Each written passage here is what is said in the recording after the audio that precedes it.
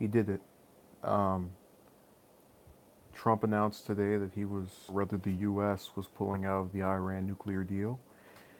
And before I give my opinion on it, which already is exposed by the title of the video, I'd like to preface this by saying that I've come to a realization that most people are going to be more in tune with my views when it comes to foreign policy or things that are being done abroad. I say hello to Dirk, Envoy, O'Donohue, Alex. Um, and that's to say that if I start talking about, some various issue that's over here, homelessness, the causes of it, people might disagree more readily than me saying, hey, let's not have a war where tens of thousands of people get killed, like in Afghanistan, um, at the exact same time. Yeah. I was kind of surprised. I didn't expect that many people to come in so quickly. So, to give you a recap of what the agreement is, the International Atomic, what was it called? Energy Agency was allowed to monitor Iran's nuclear facilities, um, where they pledged to reduce the amount of uranium which contributes to speed the speed of the development of these nuclear weapons. And that agency I just named, again, the International Atomic Energy Agency, was supposed to go over there and monitor and see what's going on to verify that they were um, fulfilling their part of the agreement. And in exchange, the U.S. removed sanctions on Iran. That's why it was called the Iran nuclear deal. Both sides get something. Now, from the day this thing came out, you had a number of conservatives um, who opposed it. Ironic, yeah, very ironic. Well, no, I'm going to get into the reasons I think, and the reasons you won't hear on any of these networks. Um, a lot of Republicans, a lot of conservatives, at least those in office especially, opposed it because they were saying they could have made a better deal. They could have gotten Iran to give more concessions. It was, just completely. People have all kind of fantasies in their head. They don't seem to live in the real world where, for there to be a deal, both sides have to gain something. Um, and that was the view I've had. That's the view that many of its supporters have. And I've told you before, I'm no fan of Obama. Um, but there were certain gems about what he did abroad that really should be kept, this being one of them. So Trump's been opposing it since during the campaign.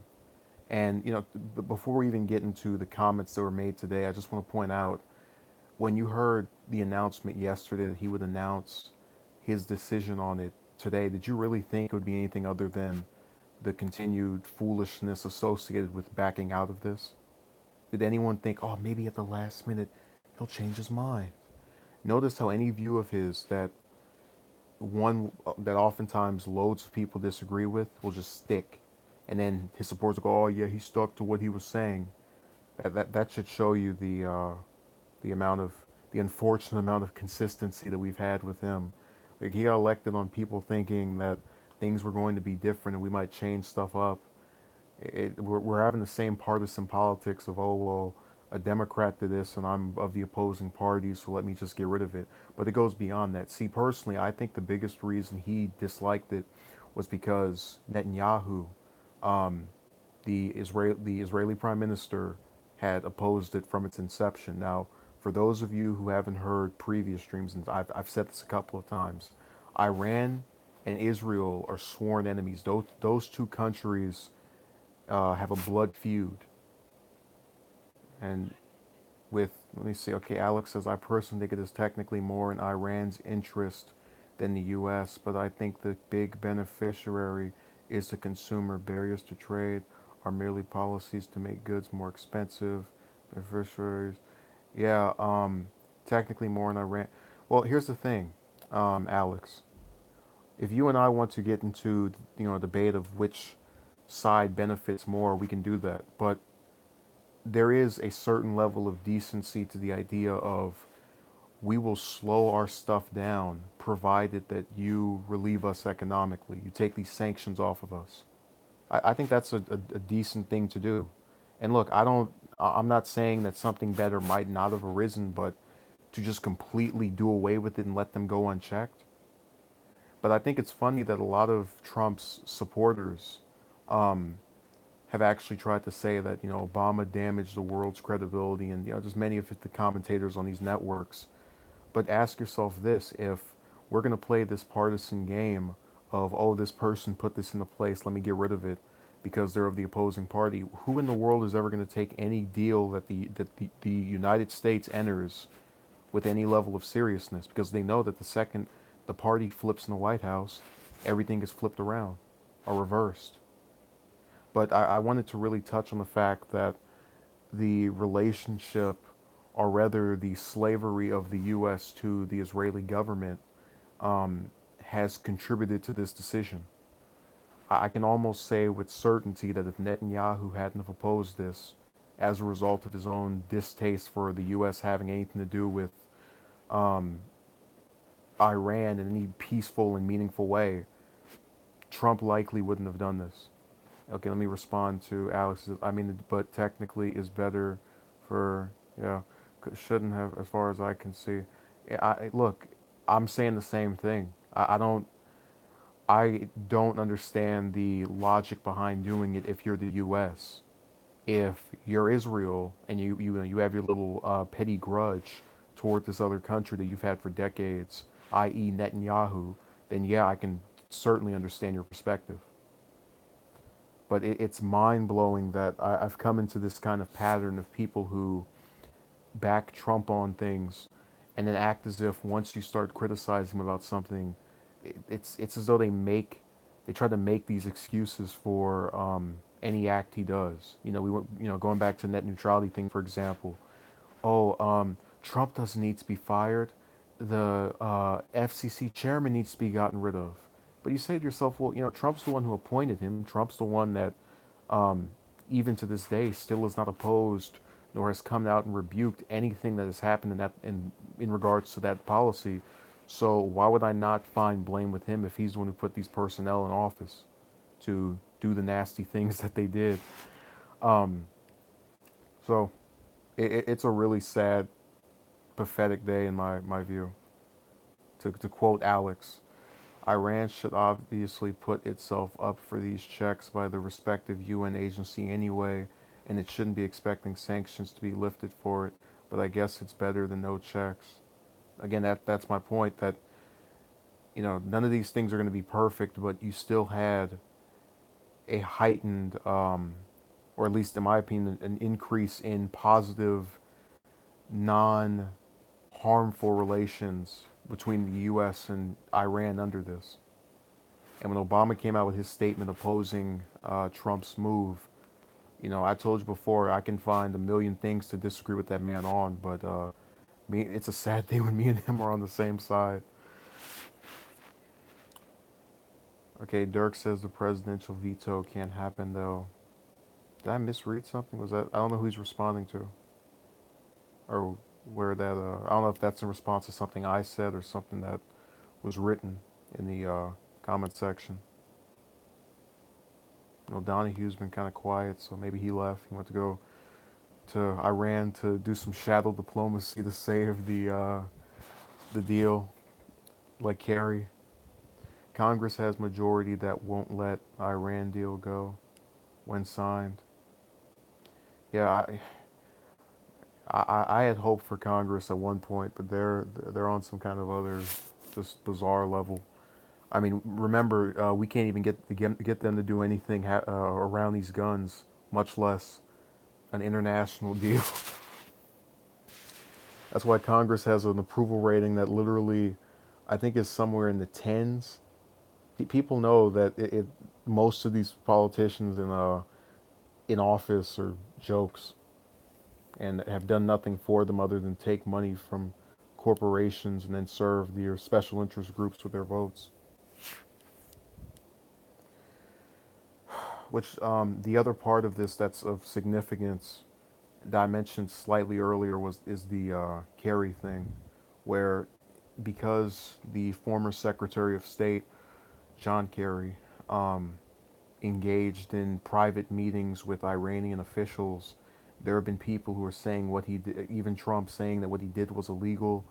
And my response to that is, if let's say, for example, I'm a former Secretary of State and I decide to go and meet with the North Korean leaders and tell them why I think they should make peace with the U.S., wouldn't that just be me giving them my opinion? I don't have any power anymore.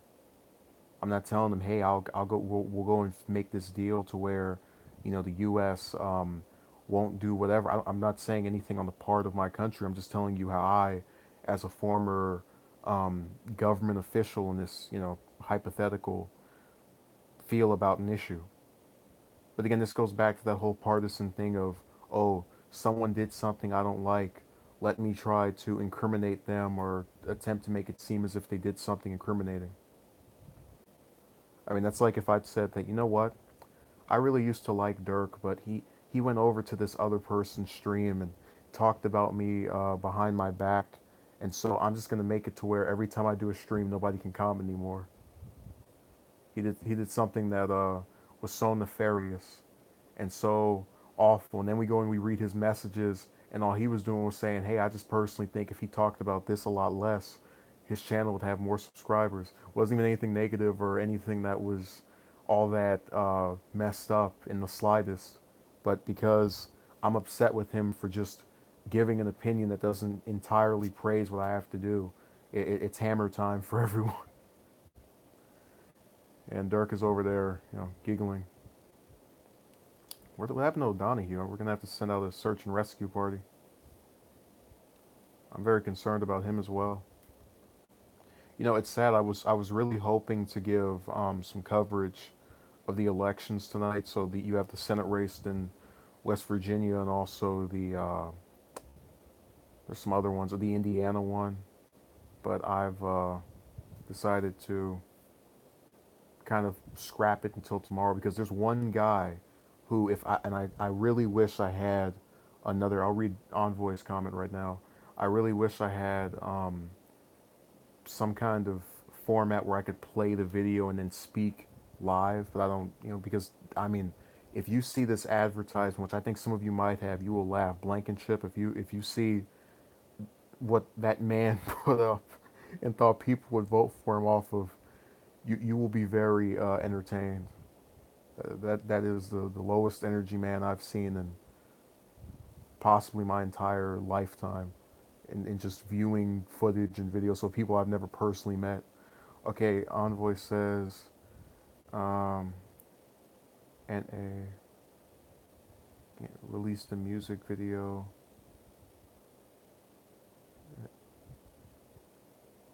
Or was this right after at the same time?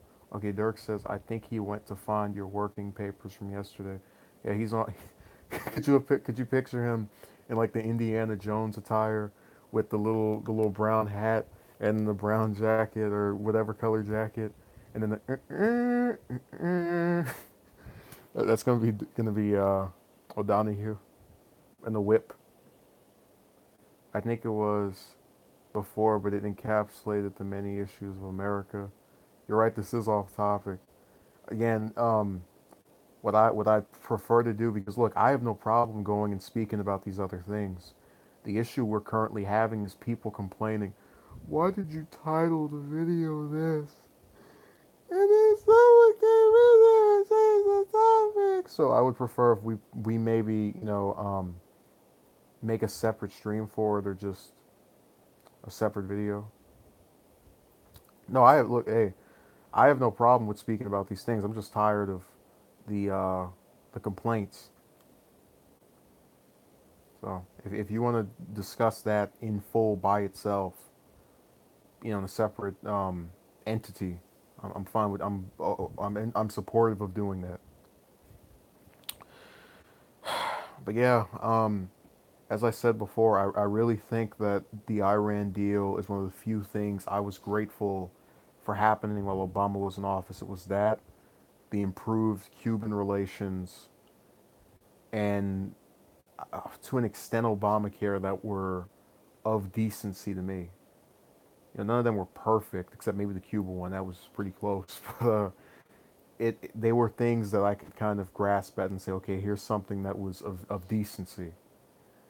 And the thing with Trump is that when you've continued so many of Obama's things, like, think about outside of climate change and the LGBT stuff, which I already expected him to reverse on because he has all those goofy conservatives going in his ear.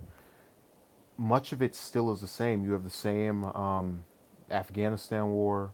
You have the same surveillance state where you can get wiretapped and spied on just because you said something somebody didn't like. Um, you have the continued drone strikes. This hawkish foreign policy. All of it is a continuation, and yet for some reason, when it comes to matters having to do with diplomacy and all those little human rights stuff having to do with these different minority groups, it suddenly is getting revoked and reversed. That's the biggest frustration I've had, that you continue so much and then you change these things that to where if they stayed the same, I wouldn't have a problem with. And that's why I've had to say Trump was worse solely off of him messing with the few things I thought were decent. I'd give Obama a 5 and Trump a 3 or a 2 based off of him screwing around with very decent acts of diplomacy that Obama engaged in and doing nothing to curb other pressing issues that go unaddressed.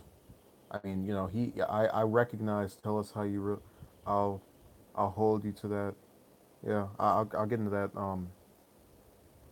Whenever you, what I probably want you to do is just send me a message with, I guess maybe what the title of it is. I just want to start from go. Oh, maybe we're talking about this. Envoy said something about the. I'm not sure. So maybe you can, you know, tell me what exactly is the topic of it, because I don't want to start that up and seem confused and dazed and break down. I already told you the older Bush and the younger Bush are polar opposites in my opinion. But yeah, I wouldn't mind doing that one right there.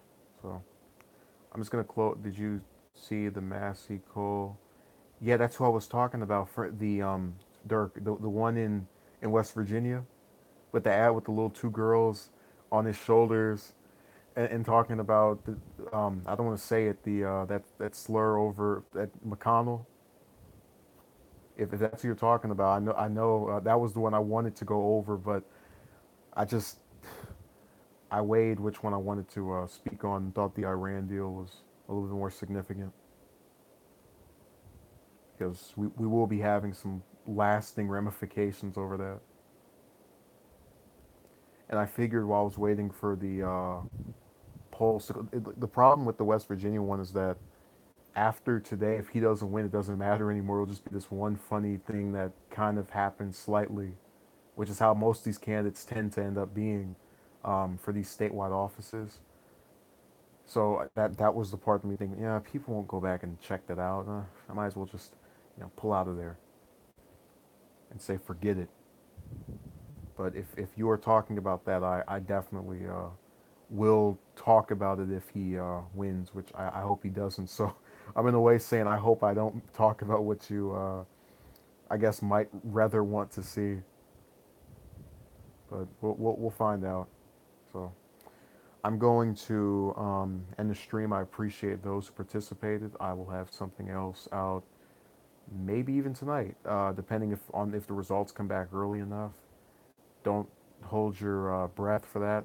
Definitely tomorrow, and that's about it. So thank you for watching, and we live in a crazy world where our country, if you live in the U.S., is controlled by another government, and politicians of both parties rather, are afraid to speak out against the Israeli government for fear of being mischaracterized, at least in most cases, as an anti-Semite. When in reality, most of us who don't like the Israeli government know it's run by a few crazy people who happen to be Jewish that are actually impeding the lives of fairly decent Jews that haven't done anything wrong. They just happen to live under, that apartheid system. Oh, I know. Oh, someone left, so they don't like that opinion. Yeah. So thank you.